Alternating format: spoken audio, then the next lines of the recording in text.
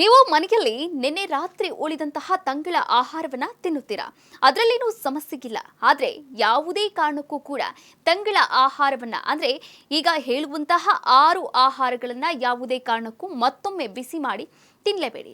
Number 1, ರಾತ್ರಿ ಮಿಕ್ಕಿದ ಅನ್ನವನ್ನ ಬಹಳಷ್ಟು ಜನ ಮಾರನೇ ದಿನ ಬಿಸಿ ಮಾಡಿ ತಿಂತಾರೆ. ಆದರೆ ಈ ಅನ್ನ ಬಿಸಿ ಮಾಡೋದ್ರಿಂದ ಅದು ವಿಷ ಆಗುತ್ತೆ. ನಾವು ಒಮ್ಮೆ ಮಾಡಿದ ಅನ್ನವನ್ನ ರೂಮ್ ಟೆಂಪರೇಚರ್ನಲ್ಲಿ ಎಷ್ಟು ಹೊತ್ತು ಇಟ್ಟಾಗ ಅದು ಒಂದು ರೀತಿಯ ಬ್ಯಾಕ್ಟೀರಿಯಾವನ್ನ ಬೆಳೆಸುತ್ತೆ. ಇದನ್ನ ಮತ್ತೊಮ್ಮೆ ಬಿಸಿ ಮಾಡೋದ್ರಿಂದ ಅದು ವಿಷವಾಗಿ ಕನ್ವರ್ಟ್ ಆಗುತ್ತೆ.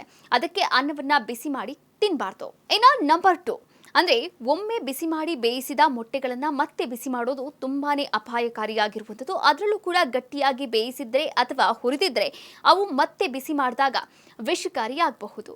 ಇನ್ನು ನಂಬರ್ 3, ಆಲೂಗಡ್ಡೆ ಪಿಷ್ಟ ಪದಾರ್ಥ ಹೊಂದಿರುವಂತಹ ಆಹಾರ.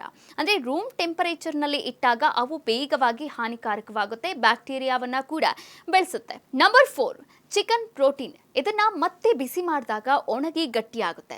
ಚಿಕನ್ ಅನ್ನ ಮತ್ತೆ ಬಿಸಿ ಮಾಡೋದ್ರಿಂದ ಹಾನಿಕಾರಕ ಬ್ಯಾಕ್ಟೀರಿಯಾ ಕೂಡ ಬೆಳೆಯುತ್ತೆ. ಇದು ಫುಡ್ ಪಾಯ್ಸನ್ ಆಗುವಂತಹ ಸಾಧ್ಯತೆಯನ್ನ ಕೂಡ ಹೆಚ್ಚಿಸುತ್ತೆ.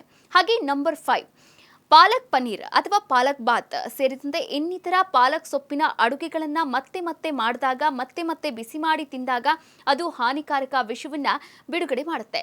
ಈ ಪಾಲಕ್ ಸೊಪ್ಪನ್ನ ಮತ್ತೆ ಬಿಸಿ ಮಾಡೋದ್ರಿಂದ ನೈಟ್ರೋಸಮೈನ್ಗಳು ಉತ್ಪತ್ತಿಯಾಗುತ್ತೆ. ಇವು ಕ್ಯಾನ್ಸರ್ಗೆ ಕಾರಣವಾಗುತ್ತವೆ ಅಂತ ವರದಿಯನ್ನ ಮಾಡಲಾಗಿದೆ.